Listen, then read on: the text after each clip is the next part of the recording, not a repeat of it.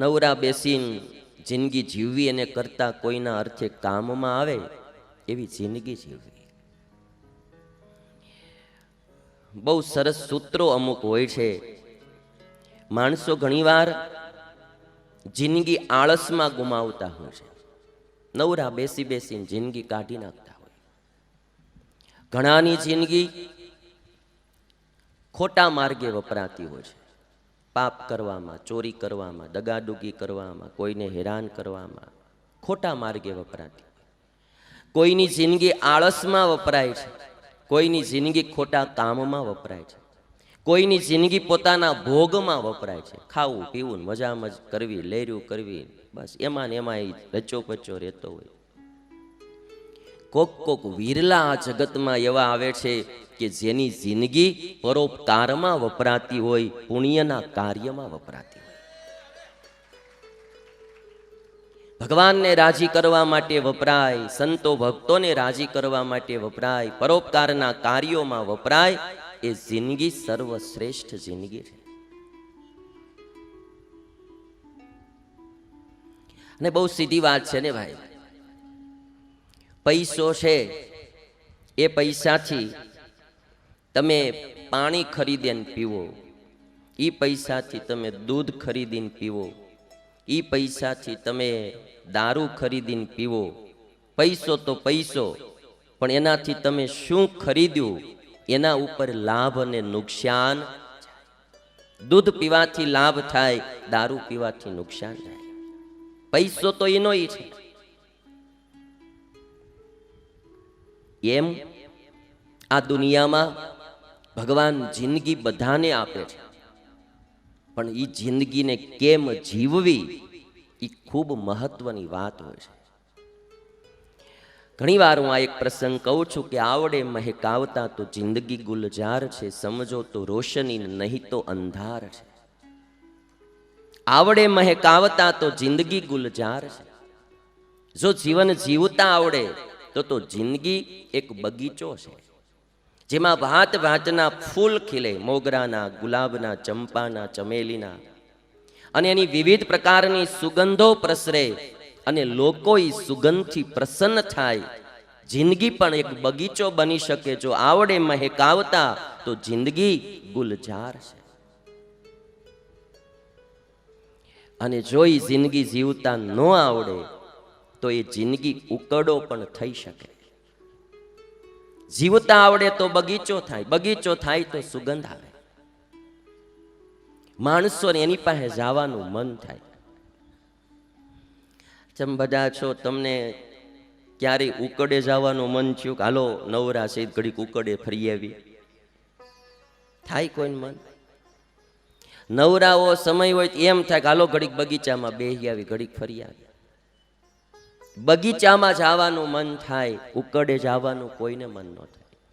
એમ જેની જિંદગી સારી હોય, જેનું જીવન સારું હોય, બગીચા જેવું જેનું જીવન હોય, એની પાસે લોકોને આવવાનું મન થાય. લોકોને નહીં, ઉપરવાળાને પણ એની પાસે આવવાનું મન થાય. અને એટલા માટે બીજું કાંઈ છે નહીં. આ જિંદગીમાં એક ભાઈએ બહુ સરસ વાત કરેલી. જિંદગી છે ને એ તો ગંજી પતાના 52 પાના જેવી છે.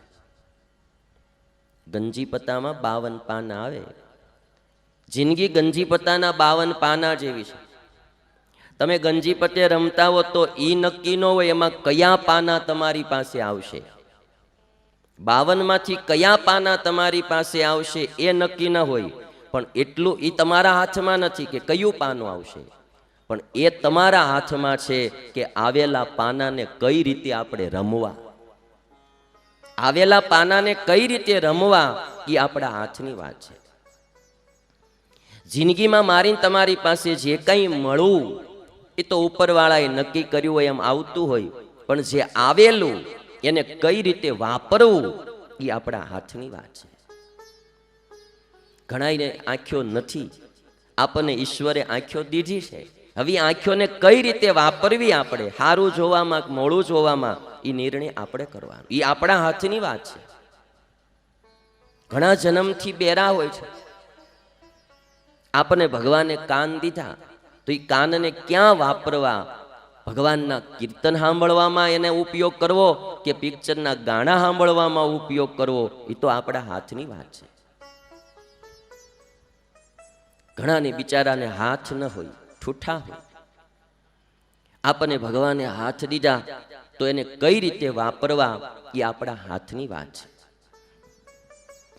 એટલે જિંદગી ઘણાની આળસમાં જાય છે, ઘણાની ખોટા માર્ગે જાય છે, ઘણાની ભોગમાં જાય છે, અને કોકની જિંદગી પરોપકારને અર્થે જાય, ભક્તિના માર્ગે જાય, સંતો ભક્તોને ભગવાનને રાજી કરવામાં જાય, એ જિંદગી સાર્થક થઈ કહેવાય.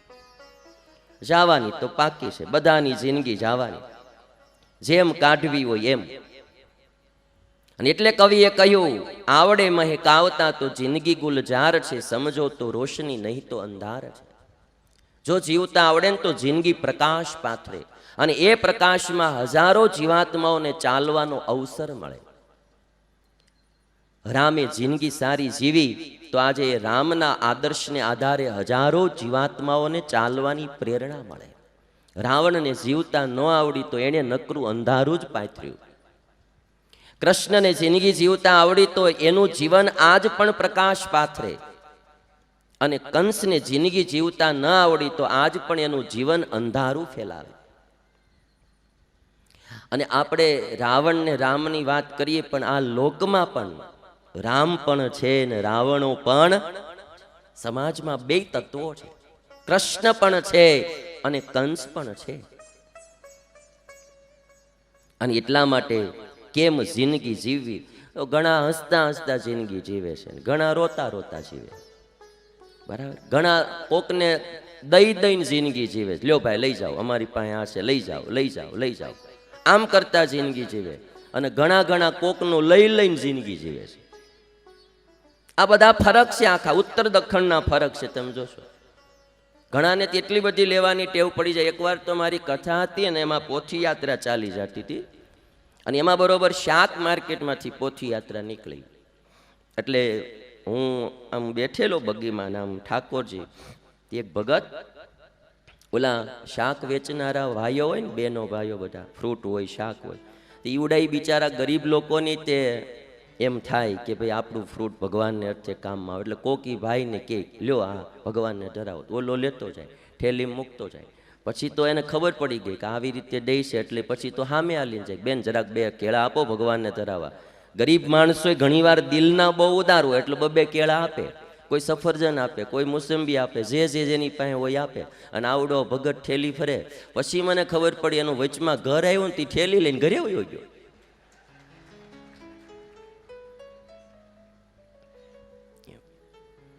મને ઘડી કેમ હતું કે આ ભાઈ બહુ સારું પરોપકારનું કામ કરતો લાગે છે.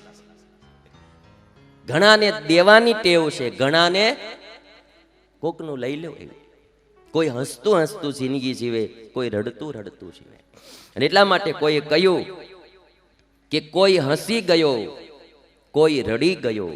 આ જિંદગીમાં કોઈ તો હસતો હસતો ગયો, એને જિંદગી જીવતા આવડી ગઈ, એટલે હર પળ હસતો હસતો માણસ ગયો. કૃષ્ણનું જીવન જો, ક્યારેય તમે કૃષ્ણને રડતા ન છો. કોઈ હસી ગયો, કોઈ રડી ગયો, કોઈ પડી ગયો ને કોઈ ચડી ગયો. જિંદગી છે ને ભાઈ, આમાં તો કોઈ પડી બી જાય ને કોઈ ચડી બી જાય.